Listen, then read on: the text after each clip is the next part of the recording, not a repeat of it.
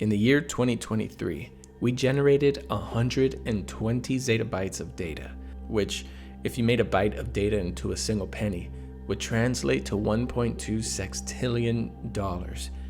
This is such an incomprehensibly large number to our puny human brains that if you thought $1 billion was a lot of money, try imagining the fact that there are 1 trillion billions in a single sextillion.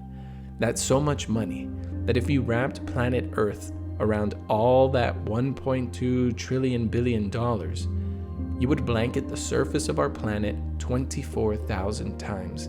You would literally have bills stacked from the floor to almost the height of a mature killer whale. Now, with that being said, do you think that the average human being utilized all 1.2 sextillion bytes of information in 2023? The obvious answer is no. The human brain is supposedly capable of storing 2.5 petabytes of information, which means that if you spent your whole life absorbing all the information produced in 2023, you would have to duplicate your brain 48 million times to store all that information for just that year. With that said, what if we were using all those 1.2 sextillion bytes of data incorrectly? As I keep saying in all my videos, we are living in the most technologically advanced age as a human species. And because of that, we have to master the art of sifting through information effectively. In other words, we have to become experts at discerning what's the noise and what's the signal.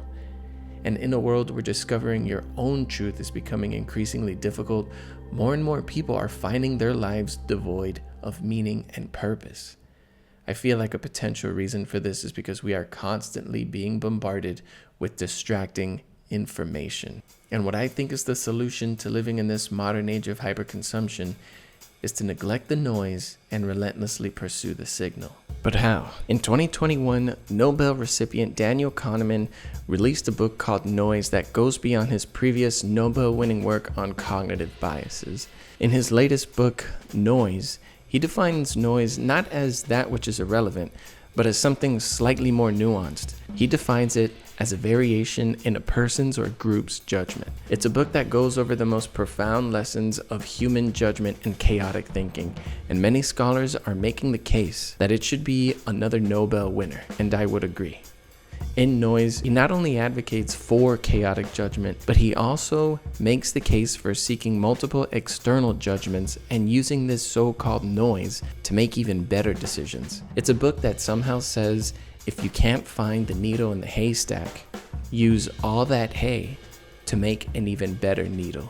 An example of noisy judgment is someone driving to work every day without GPS, taking varying routes every morning. Noise on a mass scale looks something like the internet, a place of noisy judgment where almost every claim can have varying assertions of the truth. What you have to understand is that most people have a noisy philosophy of self and are blindly following the collective dictates of disingenuous, noisy internet consumers. What Kahneman would say is that differing routes every morning, differing truths on the internet, and even differing philosophies of self are all a good thing. But only if you know how to harness this noise. And to use this noise to your advantage, Kahneman mentions 6 ways we can have better decision hygiene. Though all 6 of his principles are applicable to our daily lives, I'll be mentioning just 4 of his 6 principles that don't just apply to decisions, but to a more authentic way of living. And to start off, we have to realize that the goal of judgment is accuracy, not individual expression. One of the most profound ideas Kahneman flips on its head is the epistemology of truth. For example, what if I told you that the best way to seek the truth of anything isn't by looking for the answer yourself, but looking for answers other people give? Kahneman gives the example of a target and 5 shooters aiming for the bullseye. In this hypothetical shooting range, he provides 4 scenarios. In scenario 1, shooters hit the bullseye. We can call these shots accurate.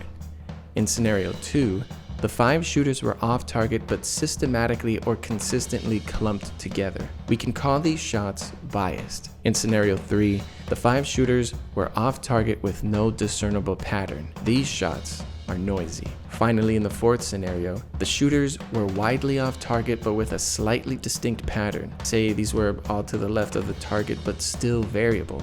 These data are both noisy and biased. Now, what if I told you that the bullseye is a metaphor for the truth and the shots are the variable answers?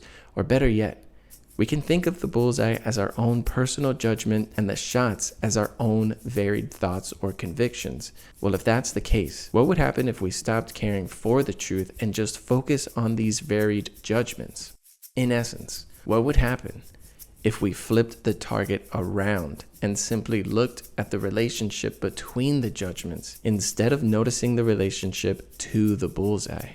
Well, it happens to be the case that this is the best method for finding the truth in the world and making better decisions across the board. Why? Because when we focus too heavily on a metaphorical bullseye, we become more fixated on being right than examining all possible perspectives. The point is to objectively notice the patterns of multiple judgments while being dispassionate about the truth.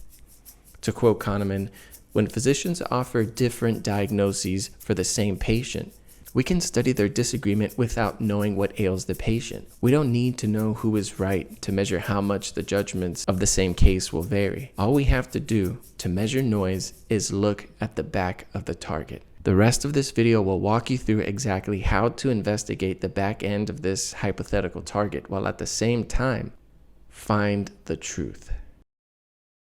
Think statistically and take the outside view of the case. In 1973, Kahneman studied a phenomenon called the availability bias, which is what happens when people recall only one case as the evident truth when confronted by similar cases. An example is someone who thinks all planes are unsafe because they saw news coverage of one plane crash.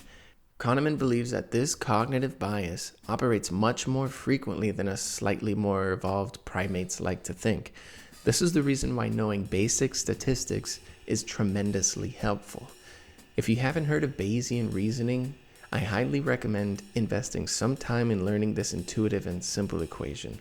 A crude description of Bayes' theorem can be summed up as the probability that something is true given some piece or pieces of evidence. The equation looks something like expected number of times it's true divided by the expected number of times it's true and false. Let's use the morbid and extremely unfortunate example often used in Bayesian reasoning: being diagnosed with breast cancer. Let's say you took a mammogram and it came back positive. What are the chances that you have it? Believe it or not, you only need two pieces of information: the accuracy of the truth and the occurrence of the event. Let's say the mammogram test is 80% accurate but 9.6% inaccurate, meaning it tests positive for women with no cancer. With these two numbers, we only need to subtract by 100 to get the accuracy of the mammogram when the result tests negative. Finally, we only need the occurrence of the event. Say 1% of the population has breast cancer, and subtracting by 100, we get 99% for those who do not have breast cancer. Now let's do the math.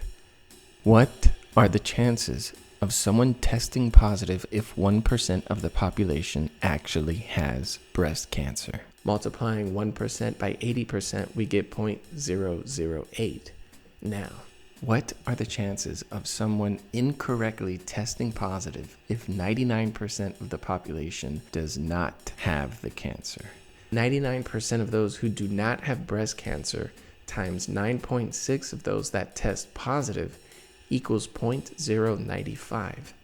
We do the same thing for when it tests negative. Now remember our equation. The chances of getting a positive result, 0.008, and the chances of getting any result is 0.10304. So our having cancer with a mammogram that is prone to generating false positives 9.6% of the time is 7.8%. What a relief. Notice how this equation takes into account noise being the denominator, which is the occurrence of all events. This is just one application of Bayesian reasoning, but I hope you can see how powerful this equation is when it comes to discerning the truth of events. Kahneman says to think of isolated incidents as one event out of many, explaining that attention to the wide range of past outcomes and to their limited predictability should help decision makers calibrate their confidence in their judgments. Structure complex judgments into several independent tasks. Because human beings have a tendency to discount new information that doesn't confirm their beliefs, a helpful cognitive tool to combat this problem would be to break down judgments into a series of smaller tasks and evaluate those tasks individually. Think of what happens when you put witnesses together in the same room and they're allowed to communicate. There's a reason officers place witnesses in a different room, and because all events around us are comprised of multiple factors, investigators know that if they contaminate the truth with just one of those factors in the minds of a witness, it's possible the witness could believe they saw something completely divorced of reality. This is why when we make a judgment or when we seek the truth on the internet, we can utilize a protocol called the Mediating Assessment Protocol. This protocol recommends that we interview every decision, every datum of information the same way we would interview someone who is applying for a job at our company. Step 1 of the Mediating Assessment Protocol is to define your approach. What is your goal, and what are the important factors that will lead you to that goal? Step 2 is to expand on your criteria for success and assess each factor individually. If you were interviewing 5 people in 1 week, you would interview 1 candidate at a time. The same process should be done when you assess your own judgments. However, Kahneman emphasizes that researching the answers to each individual assessment must be done in an objective manner. You have to delay premature intuitions. You can do this by considering something called the base rate, which simply acknowledges the hidden total amount of a given instance. An example is women in STEM. Some people think that science-based employers discriminate against women, although I wouldn't doubt that some do. It might be the case that the base rates of women who apply to STEM are relatively low compared to the higher base rates of men who apply. One of the most important tenets in statistics is the fact that relative judgments are better than singular ones. Step 3 of the Mediating Assessment Protocol, the decision process. Finally, it's decision time. You can now allow your intuitions to take effect. The whole point of the Mediating Assessment Protocol was simply to delay your premature intuitions and weigh all options. Remember that this practice is also performed for the sake of structuring judgments into several independent tasks. Finally, number 4. Obtain independent judgments from multiple judges, then consider aggregating those judgments. When we talk to people alone about specific topics, we get wildly different answers versus when we talk to them about the same topic but in a group. I feel like this is especially true when one person shows strong emotions to make a group come to a consensus. What's interesting is when that one person shows that strong emotion, every individual member of that group now has 2 dilemmas. Either show equally extreme emotion to voice their counter opinion, or 2, do what most people do and agree with that strong emotion out of fear they would seem invalidating to that guy's precious emotions. Well, Kahneman would say that he has the perfect solution to dealing with that one guy who contaminates the group's opinions with his strong emotions. Interview the individual members, then find the middle ground, then ask the group. This practice is especially important for using the internet. It's probably the most important practice of all the previous ones mentioned when navigating social media. To aggregate multiple and differing viewpoints is something you nor myself practice enough, especially when emotionally charged judgments are at stake. Imagine an LGBT activist giving a charitable read to 4 or 5 evangelist websites about why abortion is wrong, or a God-fearing conservative who listens to multiple migrants on why it's important to ban guns and have open borders. We human beings are terrible at doing this because cognitive dissonance quite literally feels like our livelihoods are being threatened. However, even though these things are difficult, it doesn't mean it's impossible, especially when our digital landscape is so vast.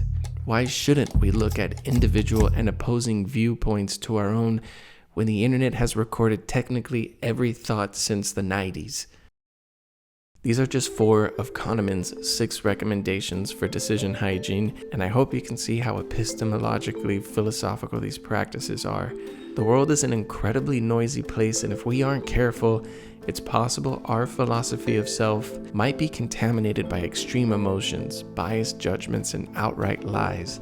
Because to be as formidable as possible in this rapidly expanding world of noisy truths, we have to master the art of thinking for ourselves.